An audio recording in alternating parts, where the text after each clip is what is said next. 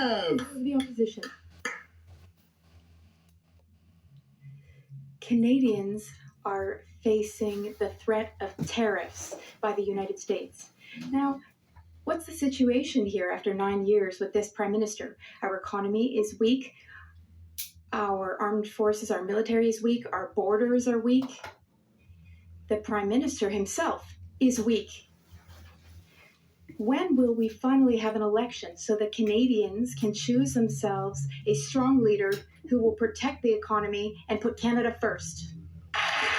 The Right Honourable Prime Minister. Mr. Speaker, how ironic.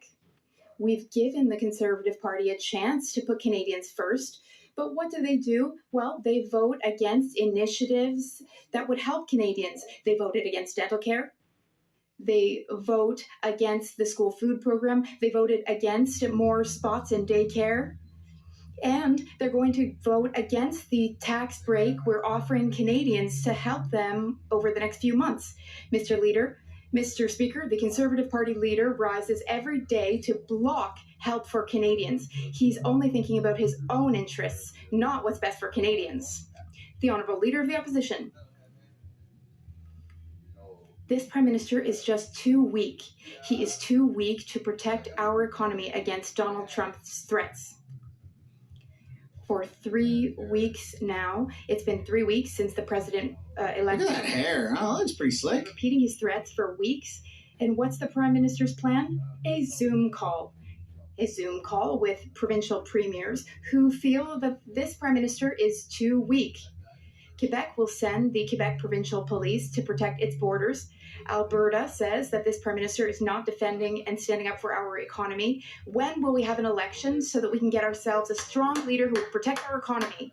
Yeah. The Right Honourable Prime Minister. Sooner than later, I bet. Mr. Speaker, while the Conservative Party leader is playing petty partisan politics and putting on a show in this House, we are working every day to help Canadians.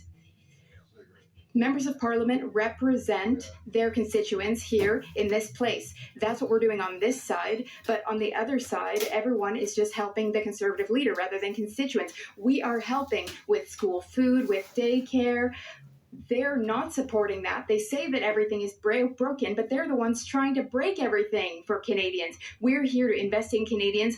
They're here to sow chaos and discord, to break things, to not help Canadians. The Honourable Leader of the Opposition. Face an unprecedented threat from President Trump's potential tariffs. And what is the state of things here in Canada? Our economy is weakened. Our borders are weakened. Our military is weakened. And most of all, our Prime Minister is weakened. Why can't we have a carbon tax election so Canadians can choose a leader with the brains and backbone to protect our economy and put Canada first? Yeah, buddy. I'm down for that. Throw some W's in the chat. Right Honourable Prime Minister. Mr. Speaker, while the Leader of the Opposition focuses on himself and on me, we're staying focused on Canadians. We're investing in the kinds of things that are going to help people. We stood up for dental care. We stood up to deliver a school foods program. We're moving forward with more spaces at $10 a day childcare. All things that the Conservative Party voted against. But most recently, Mr. Speaker, they've announced they're going to be voting against the GST break for Canadians over the next couple. Something that's going to help people at a time where they need that little extra help. But he doesn't care about helping Canadians. He just wants them to suffer more. So maybe he has a chance. So let's get something straight right now, Justin. If the average person wasn't paying 40% in tax right off the top of their paychecks and paying another 15% sales tax on everything else, and then have to pay another 16 cents a liter for fuel, we wouldn't need all these programs that you're trying to hand out. Like, the carbon tax is a big scam. You're collecting carbon tax to help fight climate change, but what are you doing? You're saying that 8 out of 10 people in Canada are better off with the carbon tax rebate. Where's all that money coming from? Well, that would be the carbon tax that you're charging, right? So if you're giving all the money away, what are you doing to actually fight climate change? Nothing. My plan is to take 3 cents a liter and put it on as a carbon tax and keep all the money in Canada for climate change, i.e. forest fires, floods, and that, ice storms. You don't need to give a rebate back if you're only charging 3 cents a liter.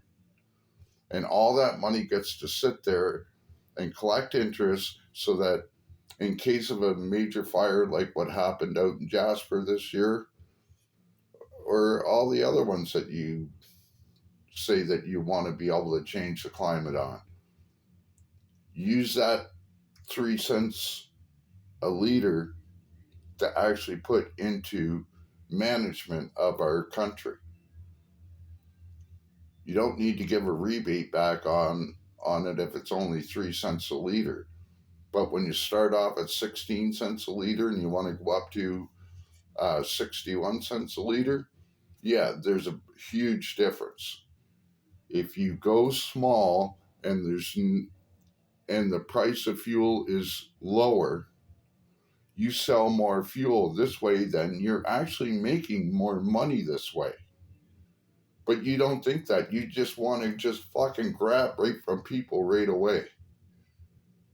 And, make everybody poorer. In my last video, I explained how bad it is for the people of Canada. It's basic math, Justin. Get the fucking shit out of your ears and let's go. He's literally saying this while he wears a friendship bracelet. Mr. Speaker, he's lost control of our borders. He's lost control of immigration. He's lost control of spending. And with that erratic performance, we now see that he's lost control of himself. Foreign leaders believe they can walk all over him. They see him as a weak, incompetent leader who does not even have the support of his own party.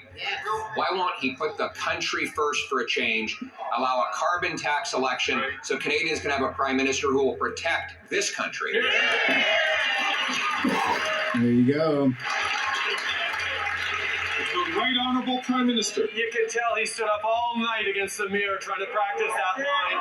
The reality is, Mr. Speaker, we've got our sleeves rolled up.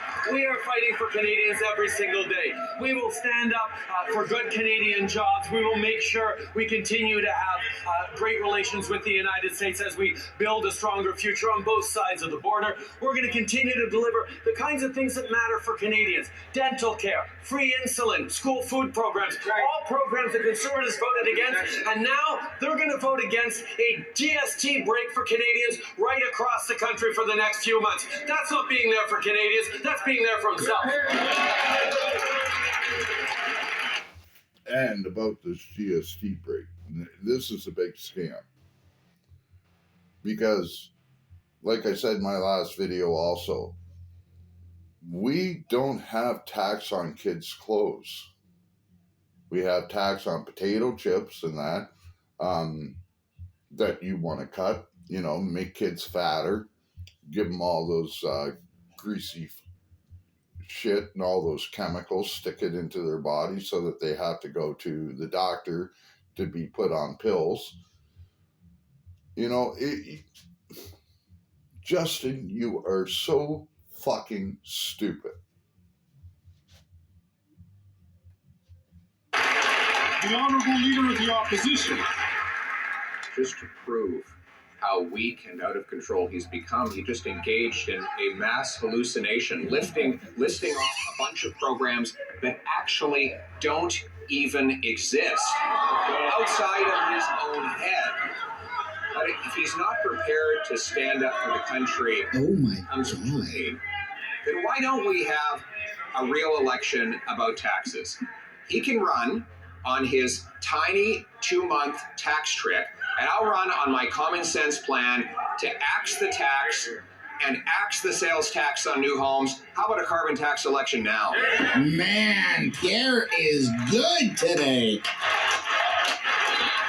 My Honorable Prime Minister. We saw it perfectly clearly just now, the fact that he is trying to gaslight Canadians.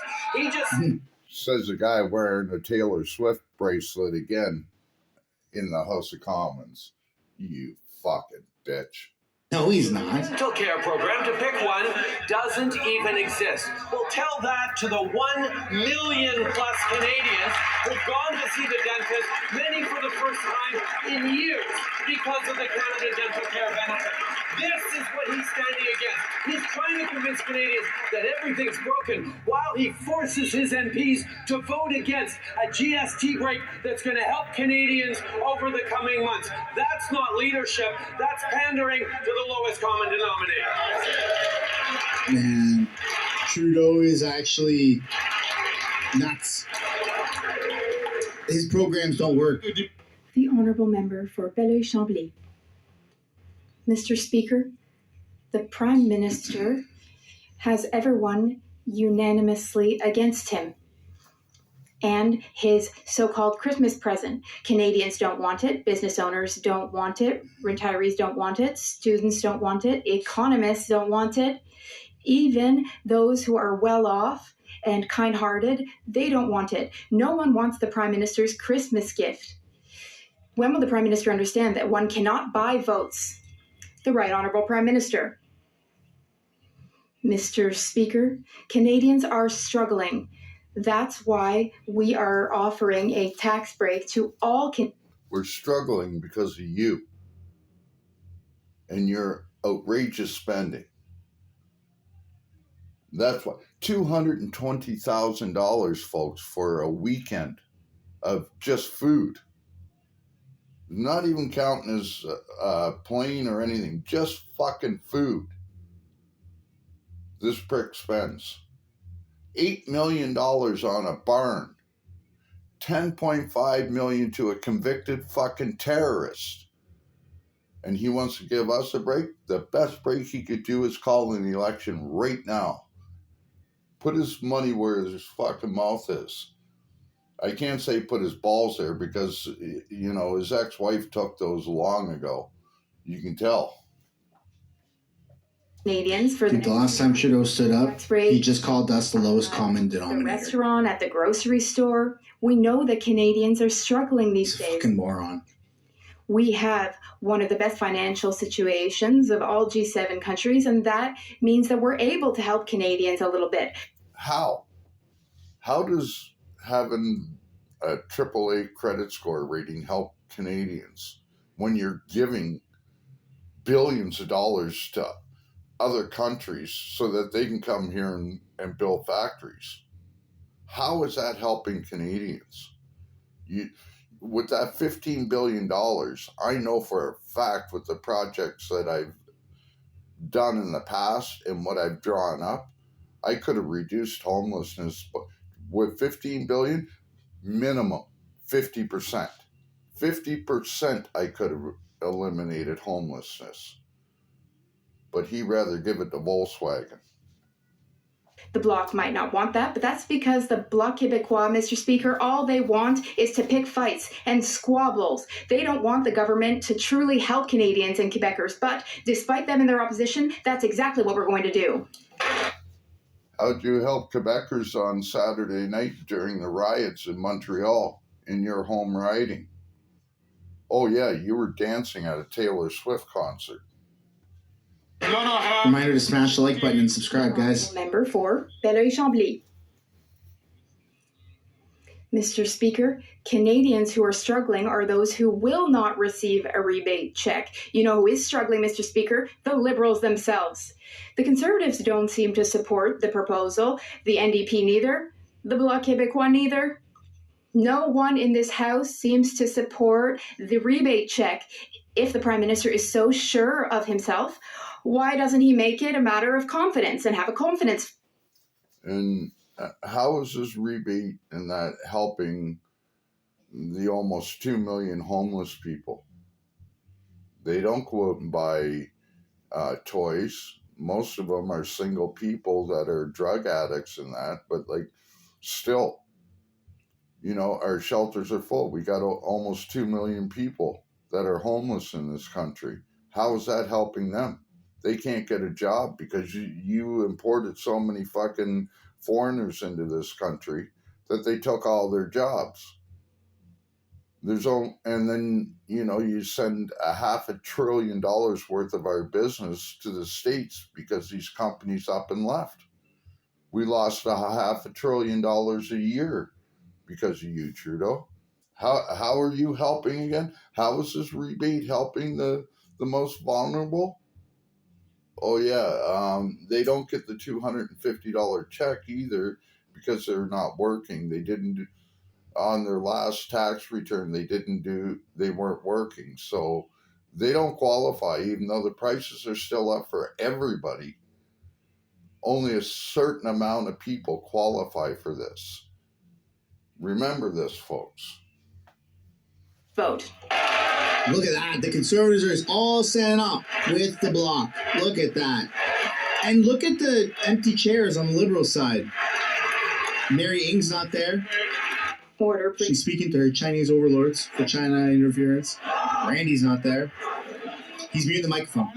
He's about to mute the microphone. Order, please. Hey! I'll write another strong-worded letter. Le très honorable Premier ministre. You son of a bitch. Prime Minister. It's clear, Mr. Speaker, that opposition parties want a political excuse to vote against something that Canadians do want. Canadians need a tax break. That's exactly what we are giving them. It will be up to opposition parties to decide whether they want to be there for their constituents, to be there for Canadians who are struggling, or if they prefer playing petty partisan politics and picking fights. The Bloc and the Conservatives want to say that Canada's broken, but we on this side are here for Canadians to support them and to help them when times are tough. And another thing, with this Liberal government, they say that they want to hold themselves accountable. They won't give any information to the RCMP about the scandals that were going on and that. But yet, they will come after everyday poor Canadians, as you can see. Sorry, but there's a letter. And where they're taking all of my carbon tax rebate and GST, HST credits. So how am I any better now? And I don't qualify for this $250. And because I don't drink or do hard drugs or do drugs at all I do is I smoke weed, smoke cigarettes, and drink coffee. So that means that I can't even afford to go out to eat. So restaurants are out of the question. Alcohol's out of the question. Most snack foods are out of the question because I don't eat them, because they're unhealthy. So how am I getting any better with this? How am I receiving any help? I'm not. And neither are over 2 million other Canadians that are not a fringe minority. L'honorable député. The honourable member for Rosemont-la-Petite-Patrie. Monsieur le Président, trouvez l'air. Mr. Bro, where the hell is Tell me Jagmeet? what's wrong with this picture? On the one hand, we have Danielle, who is retired for medical reasons. Her disability income is $45,000 a year. On the other hand, we have her spouse, who earns $125,000 a year. Who's going to receive a $250 check in the spring? Yes, that's right. According to the Liberals, her spouse should receive a check, but not Danielle herself. She's being punished because she's too sick to work. That makes no sense whatsoever. My question to the Prime Minister is simple. What does he have to say to Danielle and to all retirees? They don't get the check. J'aimerais juste signaler à tous les députés. I would like to say to all members to please be very careful in Shut their the hell up. words. I'll write another petition. Bon côté de notre They should pick words that are accepted. The Right Honourable Prime Minister. Dans cette chambre depuis assez longtemps. I've been in this house for long enough, Mr. Speaker, long enough to remember a time when the NDP stood up for Canada's workers. In fact, they were the party of workers in Canada. Now, workers who have been shouldering a heavy burden throughout the pandemic, throughout the inflation crisis, they have done so much and we have supported them. We're also supporting seniors and young people. But with this measure, with this rebate, we want to acknowledge the hard work of workers who need our support. The NDP is against it. The party that truly stands for workers is not the NDP, it's the government. member for Cowichan and Malahat Langford. Like most Canadians, seniors are doing what they can to get by, but things are tough. The Liberals have let people down, watching as seniors struggle to even buy their groceries. The Liberals' latest disappointment, cutting seniors out of their $250 rebate. Here it comes, dude. The NDP's ready for an election. The same grocery CEOs who are jacking up costs. Will the Prime Minister listen and give seniors a much-needed break? I mean, come on, even his own MPs are asking for him to fix this. I fucking told you! Everybody's turned on Trudeau! Appears on his laptop. Minister. He's typing in this live chat. Party of Tommy Douglas, of Ed Broadbent, of Jack Layton was actually a party that stood up for workers. But now that we have a government that is recognizing that workers carried us through this pandemic, the Canadian workers saw us through one of the worst global inflation crises the world has ever seen, and that we want to give them support because we know things are tough for workers, not to take away anything from the help we're giving seniors or youth. We want to be there for workers, and the NDP is suddenly against benefits for workers. It makes no sense, Mr. Speaker.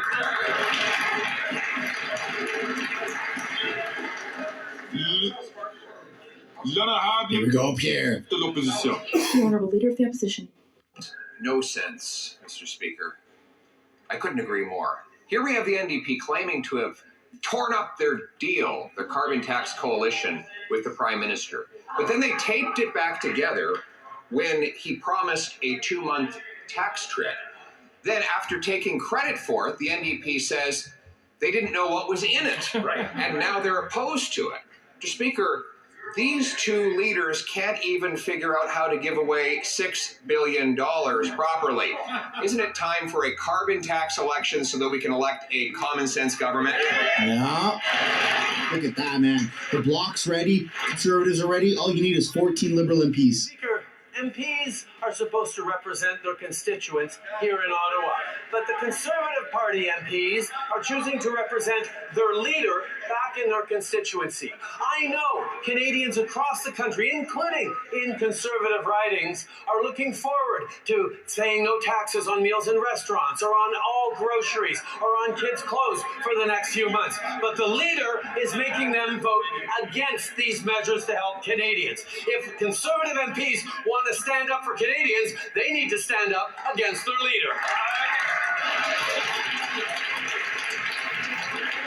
The Honourable Leader of the Opposition. Well, Mr. Speaker, I think Canadians Mr. Canadian. to stand up and speak for themselves. If the Prime Minister wants to lecture us about democracy, then why don't we have a referendum? A referendum election where the choice will be the following. A tiny 2-month tax trick with the NDP Liberals, or a permanent axing of the carbon tax and axing the sales tax on new homes. Why not let Canadians decide now? Let's go, man! Put some W's in the chat, folks. Right Honourable Prime Minister. Speaker, for the Leader of the Opposition to end the price on pollution would mean to end the Canada carbon rebate that comes to people's homes 4 times a year and delivers more money to middle-class Canadians than the price on pollution actually costs, while at the same time decreasing emissions. And in regards to housing, his failed housing proposal was to cut billions of dollars from cities across this country that they're investing in building housing. That would drive up property taxes for homeowners. That would make it harder to build homes. He has a proposal that is electorally interesting for him, but won't do anything for Canadians. The truckers carried us during the blip, and then look how Trudeau treated the truckers. The Honourable Leader of Come the on. Opposition. Electorally interesting. That's his condescending way of saying Canadians actually like my plan.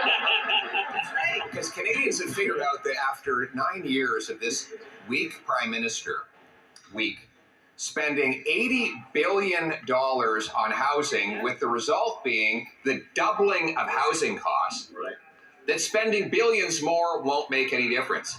We're going to slash that bureaucracy and use the savings to axe the sales tax on Canadian homes. Why won't he let Canadians decide? Yeah.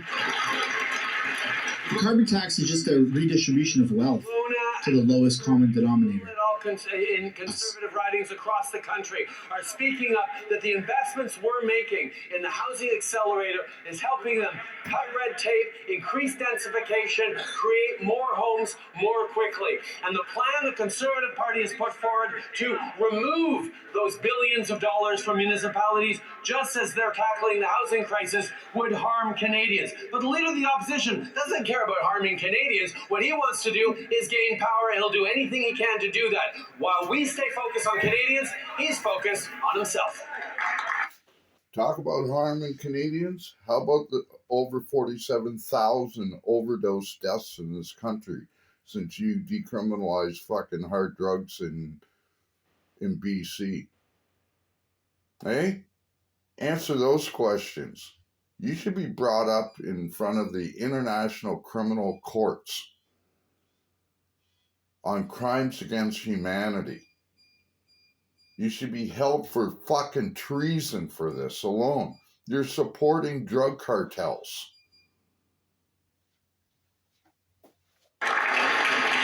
No, man, Canada first. Leader of the Opposition.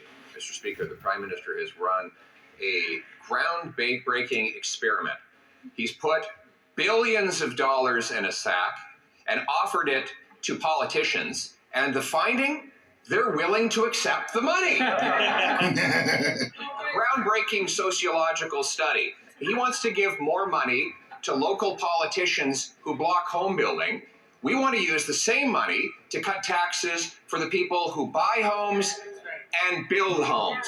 Why won't we allow Canadians to decide whether they want the money to go to the politicians or to the people in a carbon tax election?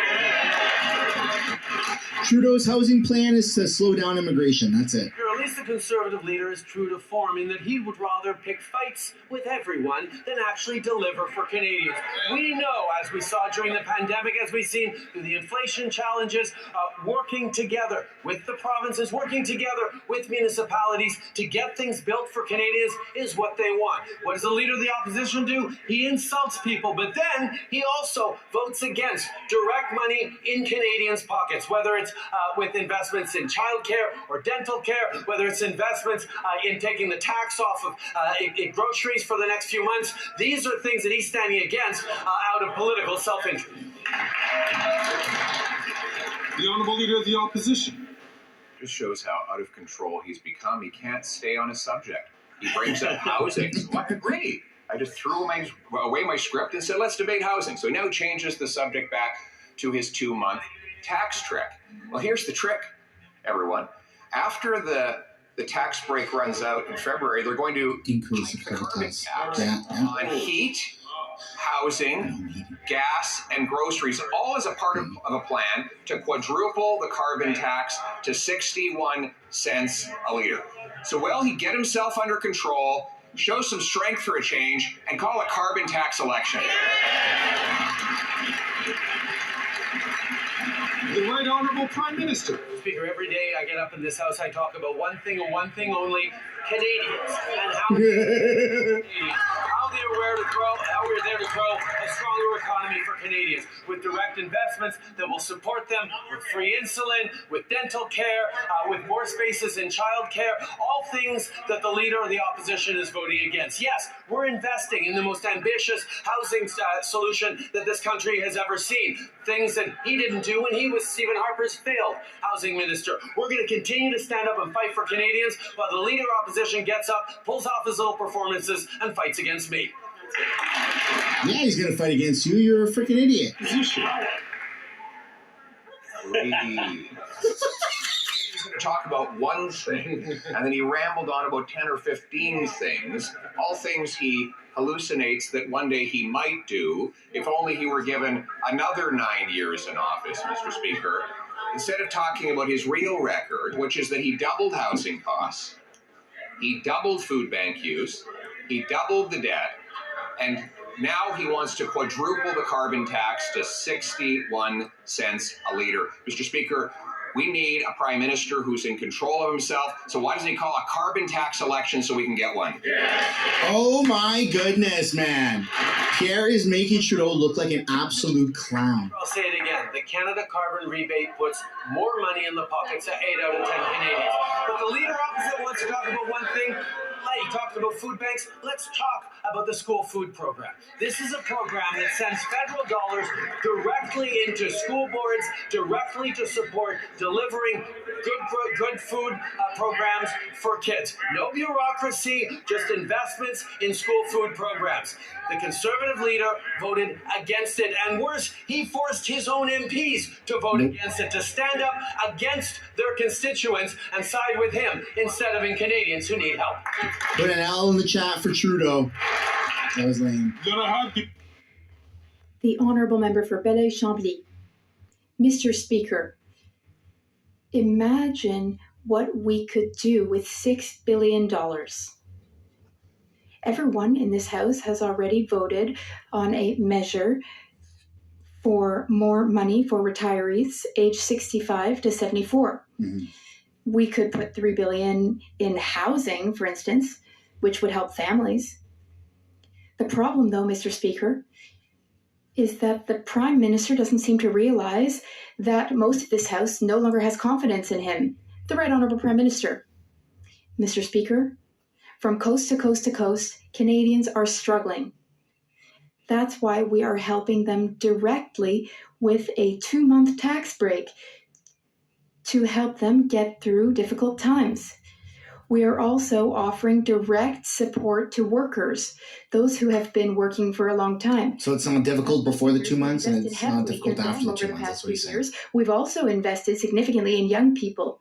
Workers need support too.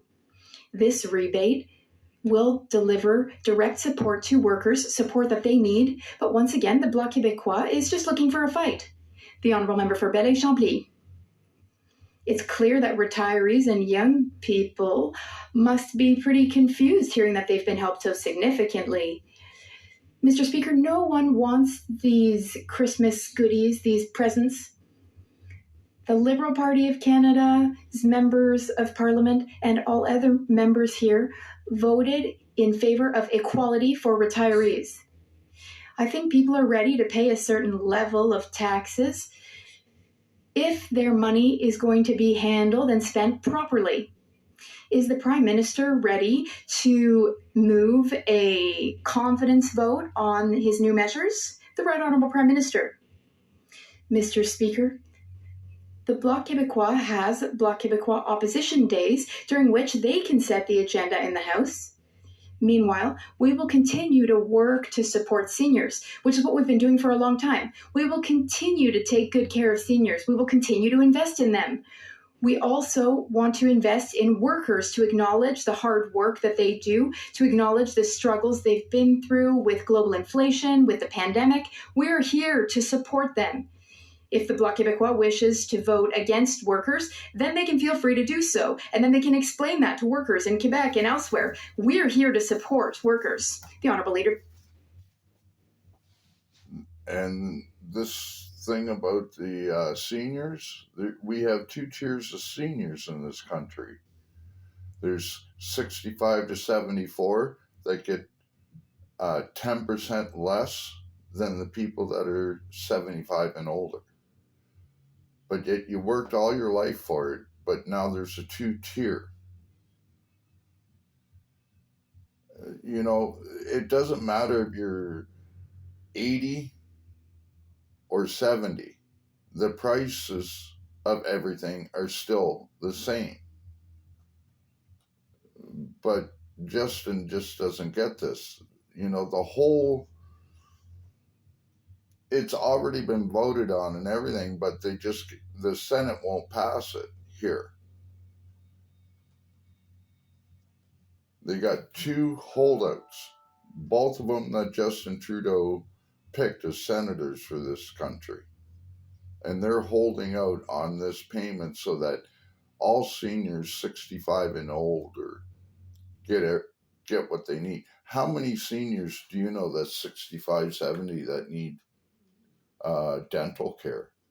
Or how about 75 and older? How many of them need dental care? Most of them already have it through their OAS where they're able to get their dentures done. So how is this helping? It's not. The opposition. We need a plan. We need a plan to protect our economy from President Trump's threats. Americans and Canadian provincial premiers have raised issues of chaos at our borders and within our immigration system. There are 4.9 million visas and permits which will expire in the next 13 months, give or take. Deport. If people leave Canada to go to the States illegally, there will be consequences for our economy. What is the plan to guarantee that those who should leave Canada will indeed do so? The Right Honourable Prime Minister. Mr. Speaker, every year in our country, thousands of residence permits, tourist visas, and other visas expire and people return to their countries. We have mechanisms and processes in our immigration system. No, we don't. And at our borders. Liberals have literally said we're going to leave when they just trust them to go home. And to ensure that there are consequences when they do not do so. We will continue to keep those systems working. We have also made adjustments in immigration to ensure that immigration meets the challenges of today. We have taken action to strengthen our borders. It's a lie. We are here for Canadians. The Honourable Leader of the Opposition. But his minister said that it would be impossible to even track whether people do, in fact, leave Canada. That's exactly right. The Immigration Minister's Department, the Department of Immigration, just published a statement saying that, according to sources, the number of people who should have left Canada already but are still here is between 20,000 and 500,000. But that there could be even more. There could be more than 500,000 people here who should have left. Mr. Speaker, where's the plan? The Right Honourable Prime Minister. Mr. Speaker, we just put forward an immigration plan to bring down immigration levels over the next few years. This will allow home building and the economy to catch up. To meet people's needs. For example, we had more immigrants to address labor shortages. Now, we didn't have labor shortages in Canada. Ever. You say this because there's people that don't want to go out and pick vegetables and fruits in our country. 90% of these people that come over here are working on farms so that they can get cheap labor sponsored by him. So how is this helping? Again, you're not helping. We got almost 5 million people that should be deported out of this country. You really want to help this country? Shut down the fucking borders right now. Zero immigration for the next 3 years. Build the fucking homes and deport the people that are here illegally. And once our infrastructure is up and able to handle it, then you start letting in maybe 150,000 instead of 400,000 that you're doing now, which is actually more than that. On the average, this guy's letting in over 800,000 people a year. In 9 years, our population has grown by over 10 million. So how is 400,000 coming in every year? Yes, people fuck and they make babies and that, but still not at that rate, not here in Canada. We will, of course, keep our borders strong and protect the integrity of our borders. This is what Canadians expect. This is something we deliver and will continue to deliver. The Honourable Leader of the Opposition.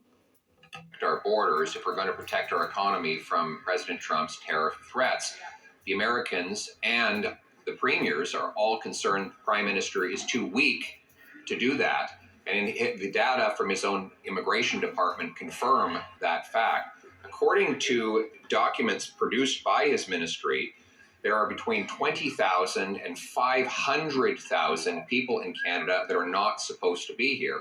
And there are another 3 million that have to leave within the next year. What is the plan to ensure that people who should leave do leave? There is no plan. The Right Honourable Prime There is none. Speaker, every year there are visitor visas and work permits and student visas that expire, and every year the vast majority of those people return home to their countries. We have procedures and processes in place to make sure that that does happen. We have consequences if they don't. We will continue to strengthen those. But continuing to talk down our country, continue to talk down our systems is something that the Leader of the Opposition is doing because he's more focused on trying to get elected than he is on actually solving the problems Canadians are facing. That's why we continue to step up and deliver on the needs of Canadians. He may be trying to get elected, but he's actually fighting for Canada. You listen to every one of his fucking policies that he's coming out with that's against him. And the only reason why they won't call an election is so that a few of these fucking insiders can get their pensions. See, you have to work for the federal government for 6 years, just 6 years, to get a $2.2 million pension. And Jagmeet Singh comes up in around January 15th or 25th or something like that. And then there's a few others. Now, the Conservatives, they don't care. They want to call in the election. If they lose their seat, they lose their pension, they don't care. It's only the Liberals and the NDP that are doing this so that they can get their pension, so that they can live off of our taxpayers' money. That is called greedy, treasonous bullshit. The Honourable Leader of the Opposition. Another weak answer from a weak leader, Mr. Speaker. The reality is he says that people just voluntarily leave when their permits and visas are up. But his minister admitted this week that that is impossible to prove because they don't keep track. And the closest thing they could get to an answer was their department saying estimates from academic sources range from between 20,000 and 500,000 persons, although there may be more. We're talking about people who should not be in our country. So once again, what is the plan? And just so that you guys know too, especially if there's any Americans watching this, we have 5 million, almost 5 million people here basically illegally. Now, you think about that. We're a country of only 41 million people. The United States has a population almost 10 times the size, and you guys have about 12, 14 million, even if it's up to 20 million. But it would have to be the size of Canada, 40 million people coming into the U.S. illegally to be equivalent to what Canada has here now. That's why our system's so strained also. You walk into any government agency, and you needed an interpreter. All these new people that are coming over here, they're either getting government jobs, city jobs, or they wind up in the shelters and using the homeless shelters as immigration's housing. Proven fucking fact. Go to any one of them. And if it's not used as an immigration center, then it's used as a drug house. Period. Both of them are illegal, but that's what's happening in Canada. The Right Honourable Prime Minister. Speaker, once again, we laid out an immigration plan just a few weeks ago. It talks about how we're going to make sure that our immigration numbers allow for our economy to catch up, for our home building to catch up. We have a strong and robust immigration system that has delivered for Canadians over decades now. And the fact that the Leader of the Opposition continually throws up his hands to say that Canada is broken is talking down not just our institutions, but Canadians themselves. Canadians are optimistic and ambitious about the future. That's why we continue to invest in them. His answer is cuts to services, cuts to benefits, cuts to Canadians. The Honourable Member for Nanaimo, Ladysmith. Mr. Speaker, the Prime Minister promised that Canadians would see real change to our electoral system. It's been 9 years, and in true Liberal fashion, he broke this promise and let Canadians down. Clearly, this was an election. That says more about you than him for still trusting him after all this time. Partisan games and a lack of representation in Canada's Parliament. And the Conservatives, well, they sure don't want to make it better because they only care about the profits of their rich corporate friends. Will the Prime Minister tell Canadians why he dropped the ball on electoral reform? The Right Honourable Prime Minister. I very much care about electoral reform. I've been very clear that I would bring in a ranked ballot tomorrow if we had that option. But really, to see the NDP turning its back on workers right now, asking a question about electoral reform when Canadians are worried about whether or not the opposition parties are going to support the tax break that they need, the investments in workers that they deserve. Right now, we need a party and a parliament that is focused on helping and supporting Canadians as they get us all through this difficult time with their hard work, with their ambition. And right now, talking about politics is the last thing Canadians want to see from this. What are you talking about? You're the head fucking politician of Canada. Every one of you guys are politicians. You were voted in. And you're saying that you shouldn't be talking about politics? How fucking stupid are you? Everything you do is political. Turn it on! The Honourable Member for Edmonton.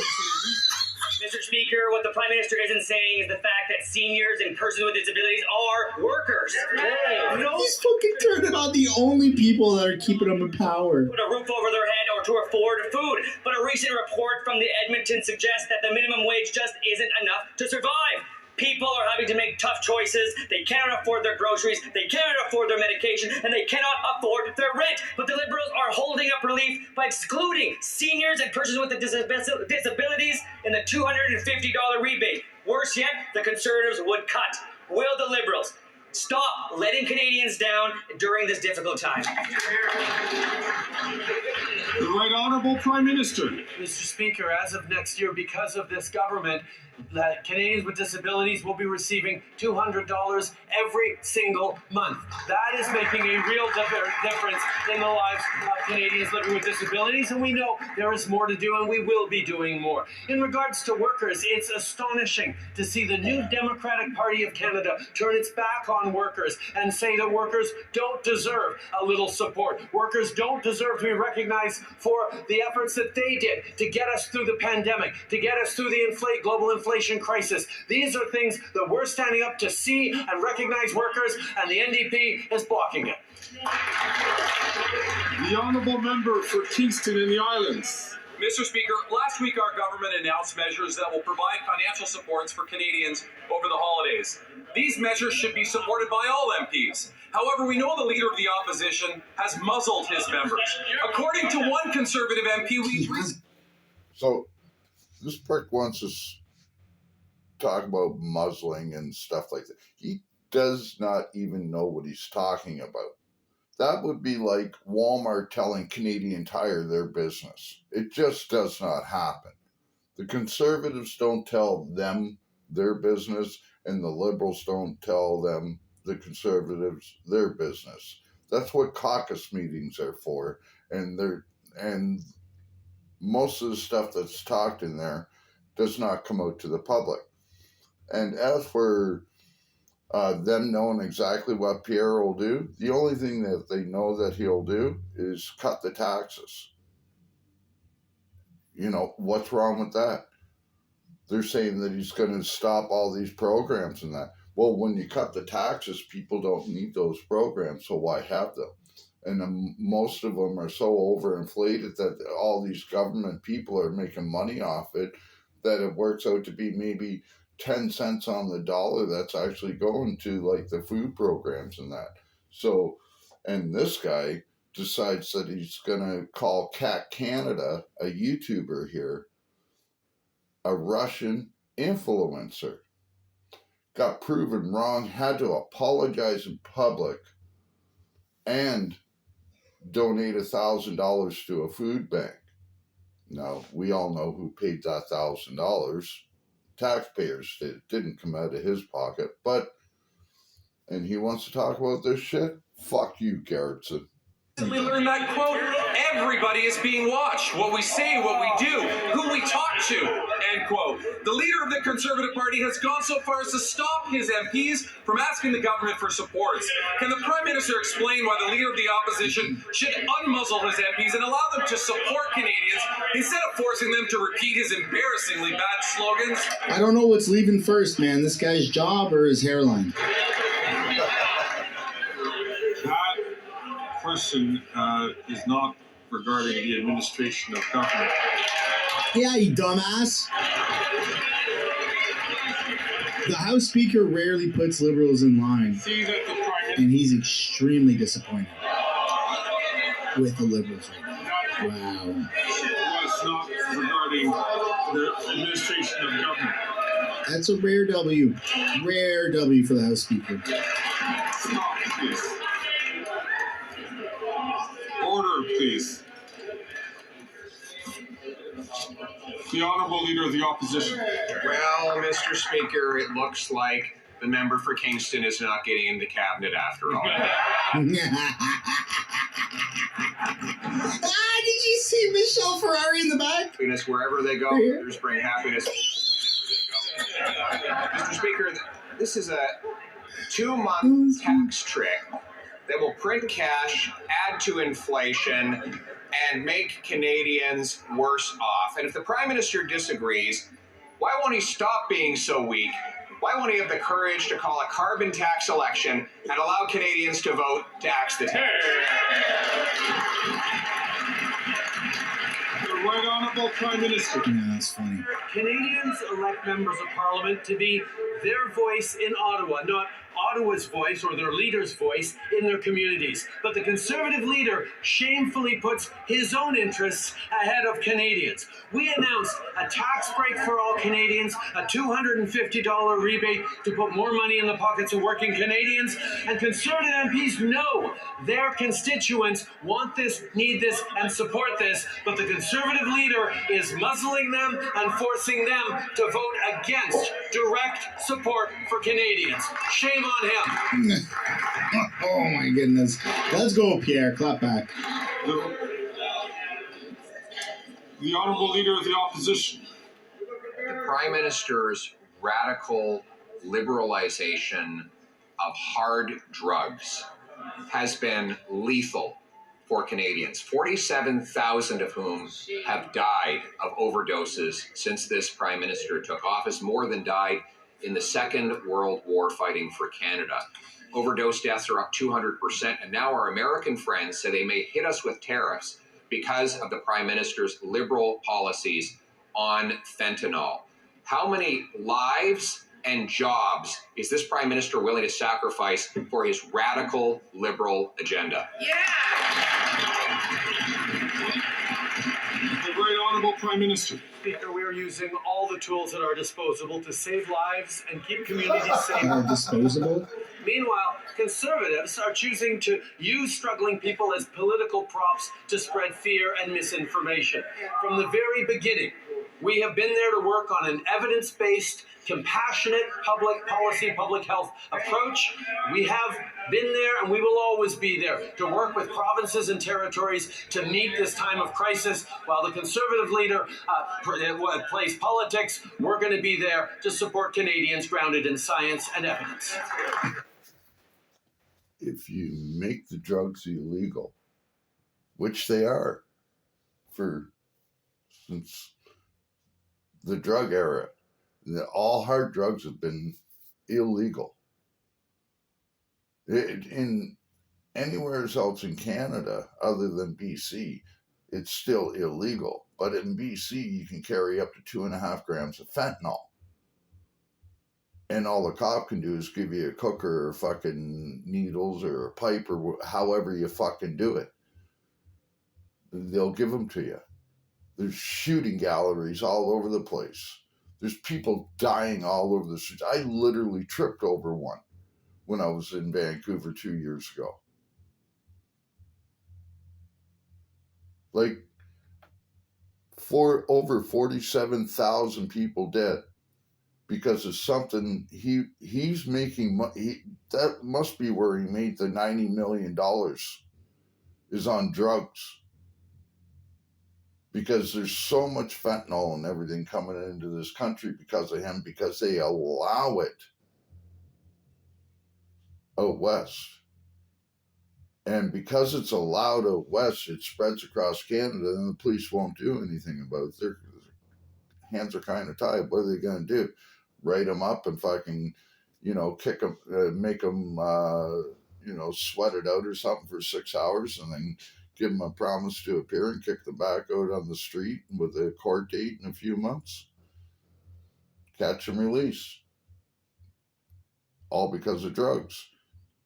If you crack down like you did when weed was illegal, you wouldn't have this fucking problem. I've been saying this for fucking decades. I know I was one of the ones that first started the very first needle exchange program in Canada. I know how this shit works. I've been an addiction counselor since 2004. I know how this shit works and what you need to do in order to do it. But this guy's going the wrong way because he's a fucking cartel himself. He's letting the drugs into this country. He's getting paid off by other government officials to do it. His bank account fucking shows it. His luxurious lifestyle surely shows it. How much shit do you think he bought with cash, or how many gifts are being given to him on the side that are like, couple quad runners show up at his fucking cottage in Tofino, or, who knows? He could have just bought a place over in France for all we know. The Honourable Leader of the Opposition. Well, the science and evidence are now proven. After 9 years of radical liberalization of drugs, overdose deaths are up by 200%. And the worst overdose numbers come from British Columbia, where the policies have been most radically and enthusiastically implemented. But the NDP Liberals claimed that they were backtracking on decriminalization because it became so unpopular. Just this week, NDP Liberals voted for a committee report that called for full legalization of hard drugs. Will the Prime Minister admit that is his real agenda? The Honourable Prime Minister. Mr. Speaker, having an evidence-based and a science-based approach, compassionate public policy approach grounded in healthcare to the opioid epidemic is what we need to do, not just to save lives, but to create safer communities. While the Leader of the Opposition plays politics and uses suffering people as props to propagate a brokenist view of this country, we're going to continue to roll up our sleeves, work hard with provinces and territories to respond to this tragedy, to make sure we're putting Canadians first in everything we do. Yeah. Can we return the $250 in exchange for not having him? Prime Minister's radical drug agenda is not the only thing that is broken. Our economy is broken as well.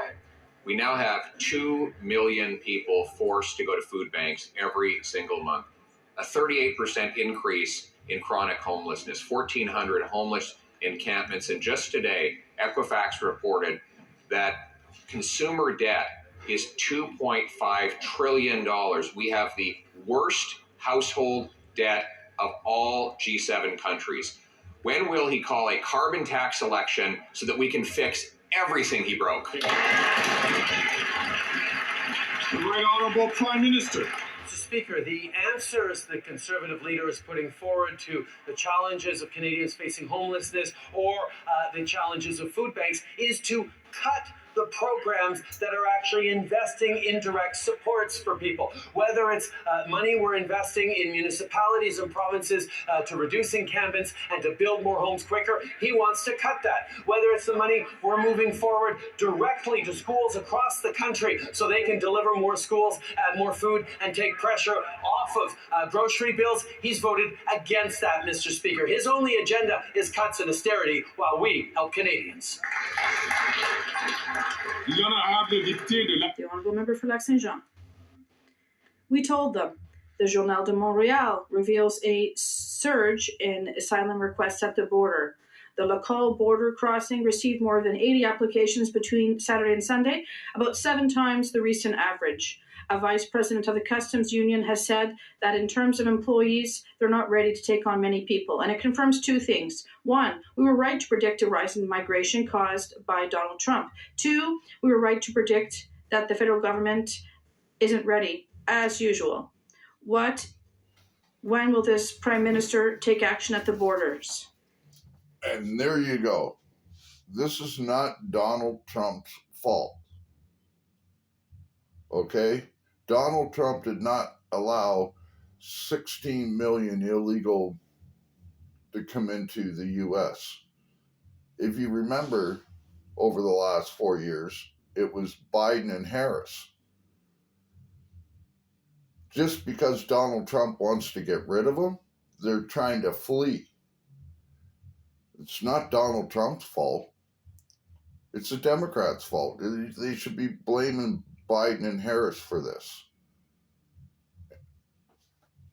It's got nothing to do with Trump except for the fact that they're fleeing Trump because they know they're going to get deported. So they're trying to run to another country and flood it. And you see what happened when you flood things like they did there with all these migrants coming into New York and into Colorado and into Springfield, Ohio, and all over you see it. California has a population of Canada, and here in Canada we have more homeless people than California. So that should tell you something right there. Our homeless rate has gone through the fucking roof. But these guys won't talk about that. They won't tell you about how all the shelters are filled. They'll talk about the drug problem and that, yes, about the fentanyl and how they want to legalize now all drugs instead of just decriminalizing them. So, and not only do they want to just make it legal in BC, they want to make it legal right across Canada. This is what they're not telling you. This is the worst fucking thing you could ever fucking do is to legalize hard drugs like that. You're seeing it now, even where it's not legal. Needles and pipes and everything just all over the place.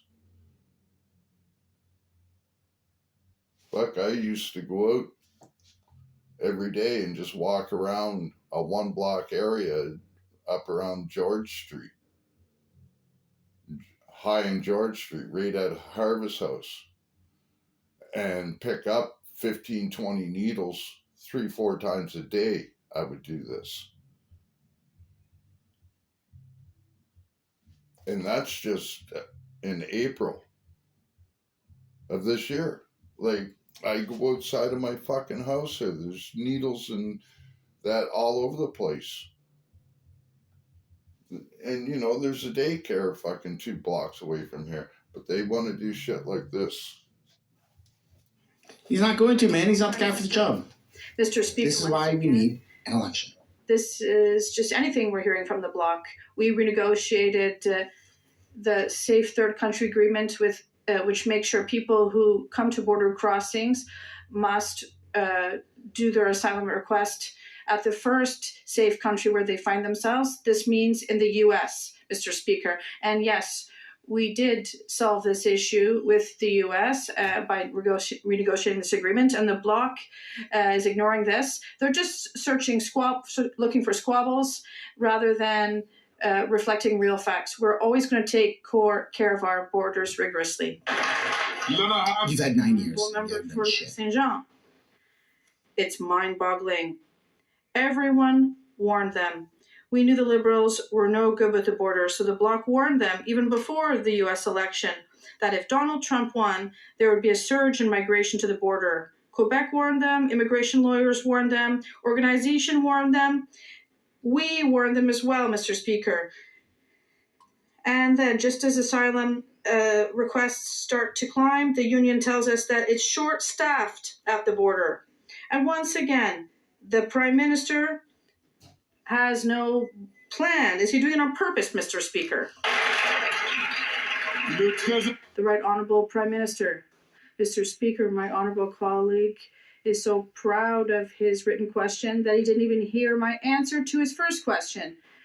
We renegotiated the Safe Third Country Agreement with the United States to ensure that people who come to our border crossings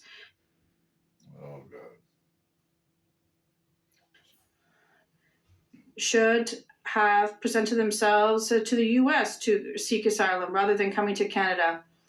We do have a solution to this issue, a solution that we implemented as a government, but the bloc doesn't want to recognize the facts. They just want to scare Quebecers. What they should do is that all those people that are coming from the U.S. right now, trying to get into Canada, the U.S., they were there first. Send them right back. Don't even allow them to commit to step foot on Canadian soil. Just turn them back and tell them that they got to wait there. And if I'm not mistaken, you can actually do it under law. But no, you guys don't have the balls to actually implement that. But you'll invoke the fucking Emergencies Act on a peaceful fucking convoy.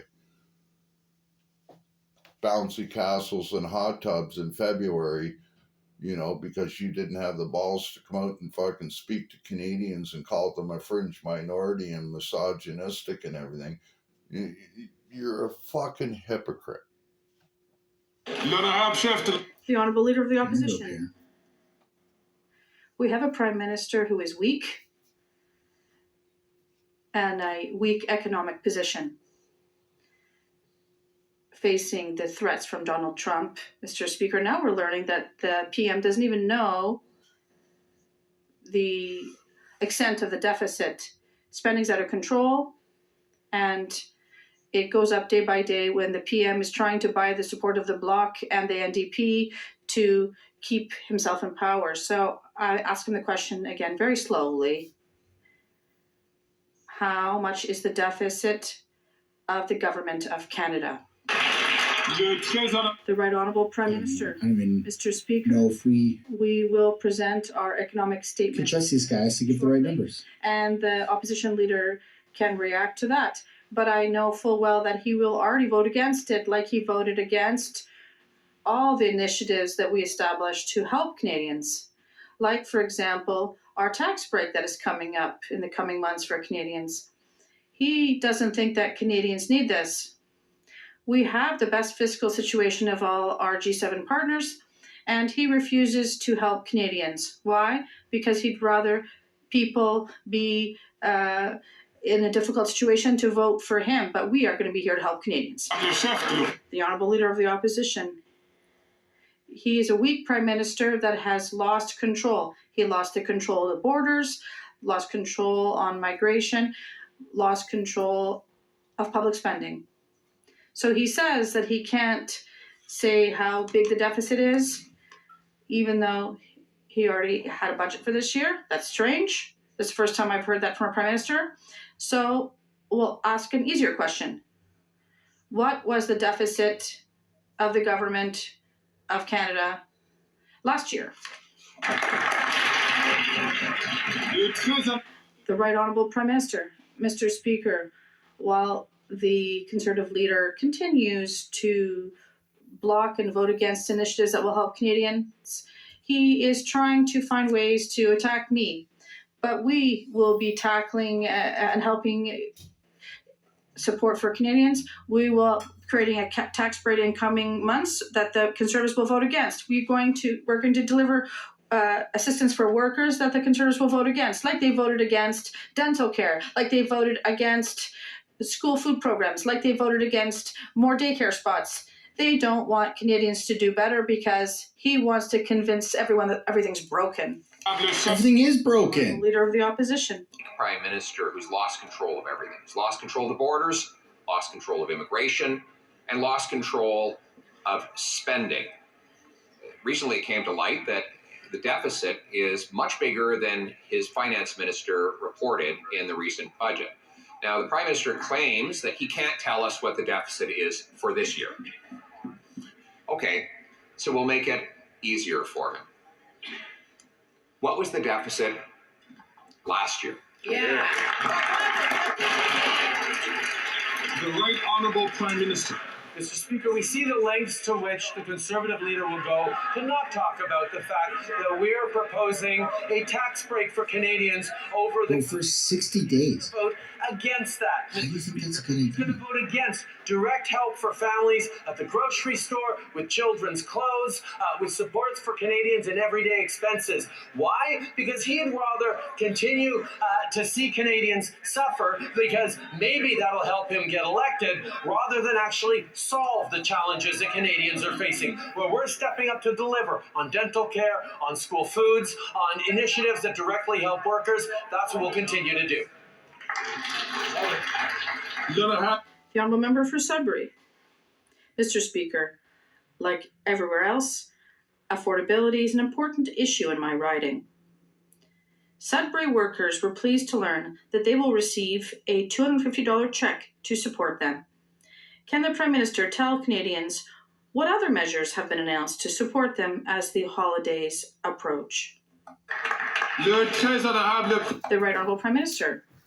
So, that MP right there from Sudbury, if you go to Sudbury, there is a huge park that has nothing but crosses all over it. It was so full that they had to use the park across the road from it and put up, and every one of those crosses symbolize an opioid overdose in that city alone. In Sudbury, Ontario, I bet you there's over 1,000 crosses there, and she's got the nerve to come up and fucking back this prick. Watch where your money's going, folks. All they want to do is tax you and tax you and tax you and make you rely on them for everything. Pretty soon you'll be lining up just for groceries. You'll be given a voucher and to go get so much in groceries. That'll be it. And look, dental care, daycare, everything. If taxes weren't so high, maybe the average family could actually go back to having one person at home and one person working, living on a single income, raising 2.5 kids, a dog, white picket fence. Remember those days? They're gone because of him. Try and buy a house in this country, especially in Toronto or Vancouver area or any, $400,000 or $500,000, $600,000 just down here in New Brunswick. If you can get a house for under $300,000 down here, bet you it's got to be tore down and rebuilt. Like an apartment's $1,600 a month for a 1-bedroom. I'd like to thank the member for Sudbury for her question and for her hard work. We know that the last few years have been tough, and that's why we're going to give a tax break to all Canadians. This means that Canadians won't have any tax to pay for 2 months on groceries and other essential goods that they use every day. We're putting more money back in the pockets of Canadians so they can buy what they need and save to buy what they wish. The Honourable Leader of the Opposition. Speaker, to show how weak he is, he actually has to read a script just to talk about his tiny 2-month tax break. I love that. My question a moment ago, though, was about the deficit. He admits that deficits contribute to inflation. We now have reports from the parliamentary budget officer that he appointed showing that the deficit is far bigger than he advertised in his last budget. So once again, I'll ask slowly, what was Canada's federal deficit last year? The Right Honourable Prime Minister. Speaker, I'll take a lesson from someone who stays up late every night rehearsing his little performances in the mirror.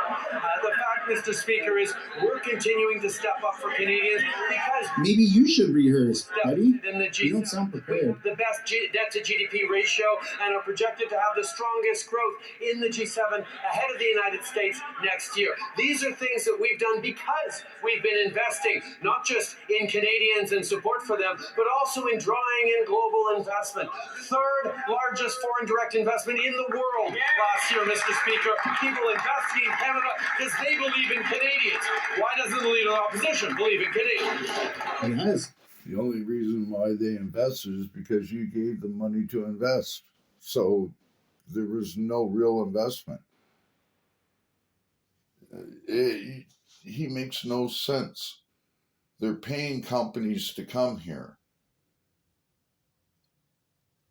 to build these, like, for instance, Volkswagen with that big battery plant and $15 billion they're giving them in incentives and that to move to to build a plant here.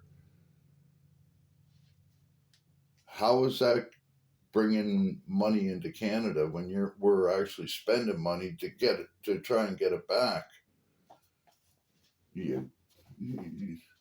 No wonder you were a drama teacher and not a fucking math teacher. Canada first. The Honourable Leader of the Opposition. So the Prime Minister said that he'll leave the economy to bankers.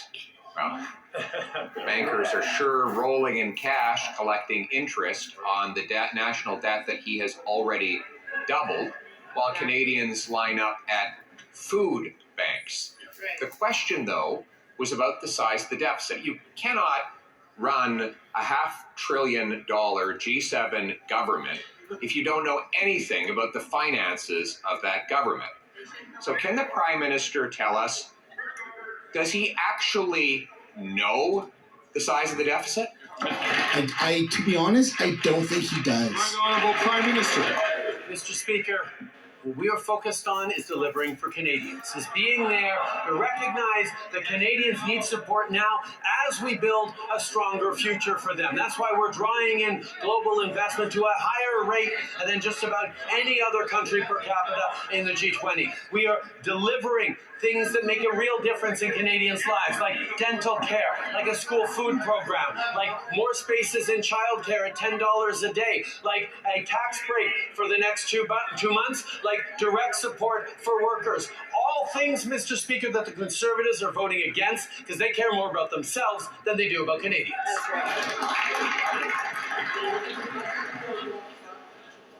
The Honourable Leader of the Opposition. Mr. Speaker, he doesn't know. No, he doesn't know. No. I was tempted to accuse him of hiding it, but as Napoleon Bonaparte said, never attribute to malice what can be explained by incompetence. Yeah. Mr. Speaker, who's actually running this government.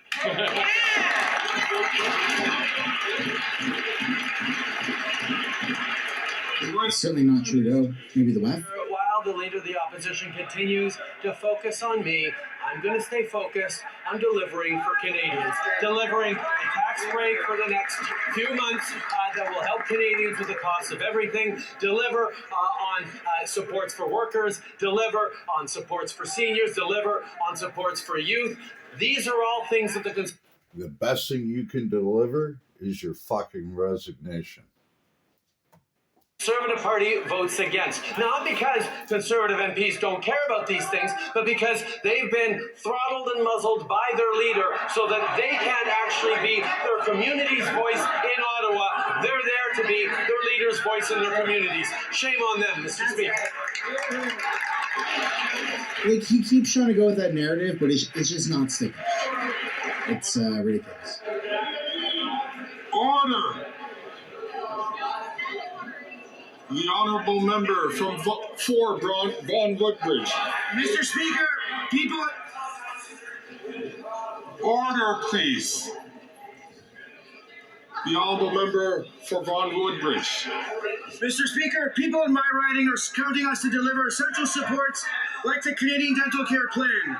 But the Conservative Party's stubborn blocking of the House for their social media clips is putting this program at serious risk. This isn't about politics, Mr. Speaker. This is about access to healthcare in Canadians. Can the Prime Minister remind us all, what is at risk if this House continues to put politics... Excuse me. I'm going to... Colleagues. I'm going to ask all members to please not take the floor unless they're requested by the Speaker. I had great difficulty hearing Can someone zoom in on that? this question. So I'm going to ask the honourable member from Brantford, like a concert? please, to not. I'm going to ask the honourable member from Brantford, please, to not take the floor while the Speaker is speaking. The honourable member from Vaughan Woodbridge from the top, please. The honourable member.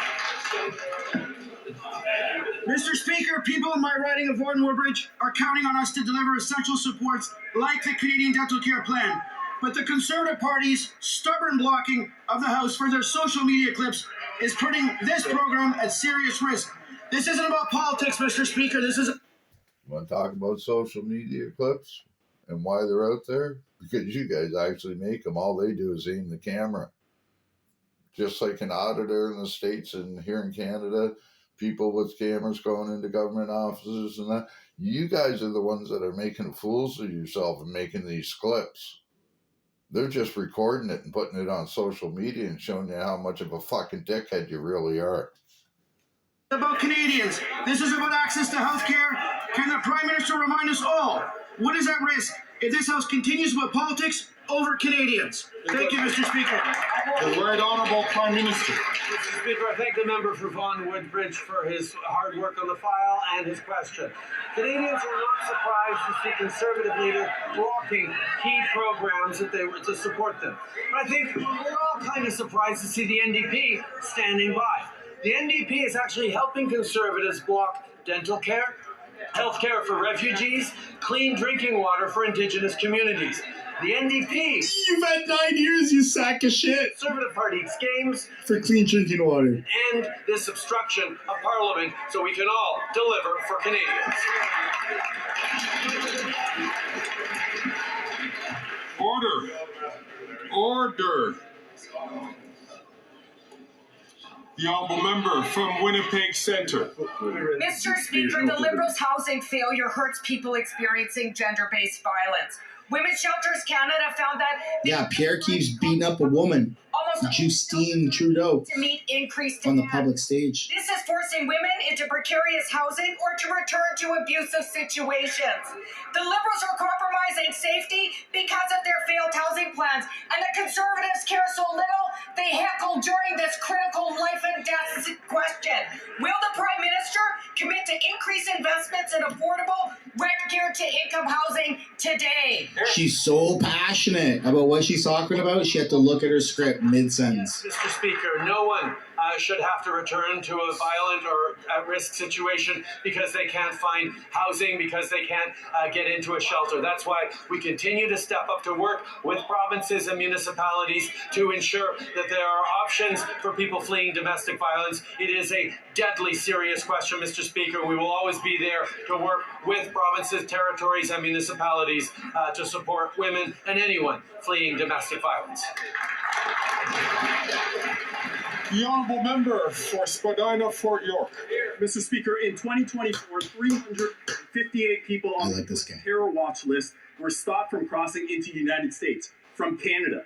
How did these terrorists enter Canada in the first place? The immigration minister's failure to secure our borders puts Canadians in danger, and his incompetence has now placed Canada's economy at risk with a 25% Trump trade tariff. Mr. Speaker, will the Prime Minister fire this incompetent minister before he does even more damage to Canada? The Right Honourable Prime Minister. Mr. Speaker, the member should turn to his friend, the leader of the Conservative Party, and ask him why he is refusing top-secret briefings on national security. He should ask his buddy, the Conservative leader, why he will not get the security clearance. understand how to better protect his party and Canadians. The Conservative leader refuses to take top-secret briefings or get a security clearance because he would rather play politics with Canadian safety than actually act to keep Canadians safe. Shame on that member. Shame on the Conservative leader. Well, get the security clearance, Pierre. It's the only way. Points of order. The honourable member for Regina Capel. Mr. Speaker, as you know, not only can words be unparliamentary, but gestures can be as well. And I was in the process of negotiating with the government House leader whether or not we could get unanimous consent to table the text messages from the Liberal member for Vaughan Woodbridge when he was asking to join our caucus. Mr. Speaker, as I was in the process of doing that, the Liberal member for Vaughan Woodbridge made a very vulgar and rude gesture, giving the middle finger to this side of the House. That is extremely unpopular. Oh, cut it off! To apologize. Cut off this finger! And force Trudeau to eat it! Look, what the fuck do you want me to say? How dare he? The honourable member Vaughan Mr. Speaker, at this moment in time, I seem to be living rent-free in the heads of many of the Conservative members. It's unfortunate, Mr. Speaker. I did not do anything vulgar to the Conservative member. I've been in this House for 9 years. I've always tried to act in the most honourable way with all members of Parliament and all things. I actually co-chair some committees with the Conservative members, and that is my reputation. I have nothing to apologize about, Mr. Speaker. I raise my hand to give the script to the page, and that's it, Mr. Speaker. Thank you very much. Yeah, sug on these, buddy. We don't care. I see that the honourable member for Mégantic-L'Érable is rising on a new point of order. Mr. Speaker, you know that in this place we must respect the honor and the words of those who rise to speak. That said, people have the responsibility of being honest for their colleagues, for their constituents. Mr. Speaker, I saw the gesture in question with my own eyes. Right, so that's on the same point of order. Cut his finger off, Honourable member, and let's move on. I heard the point of order. The member in question rose and said, honorably, I presume, that he did not make the gesture that he was accused of making. The honourable member for Mégantic-L'Érable mentioned that the chair does presume the honor and honourable nature of all members. That said, as one member has suggested, the chair will look into the matter and watch the camera feed. I will bring this matter up again if necessary. Point of order. The Honourable Member for Mégantic-L'Érable. I hope that this is not on the same point of order that the Chair just ruled on. Mr. Speaker, I feel offended. Here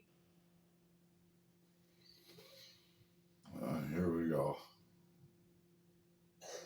You just cast doubt on my word and on what I said that I saw my colleague do, and I find that unacceptable, Mr. Speaker.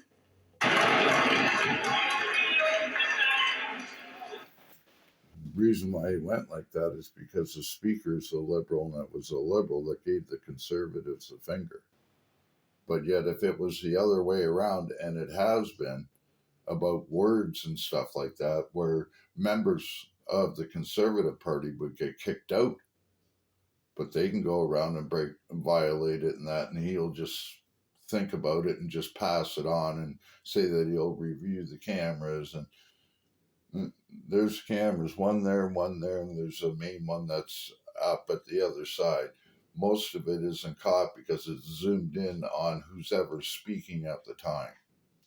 So it won't, he'll come back and say that he didn't see anything on the cameras. Even though they're saying it right there, he's basically calling them a liar.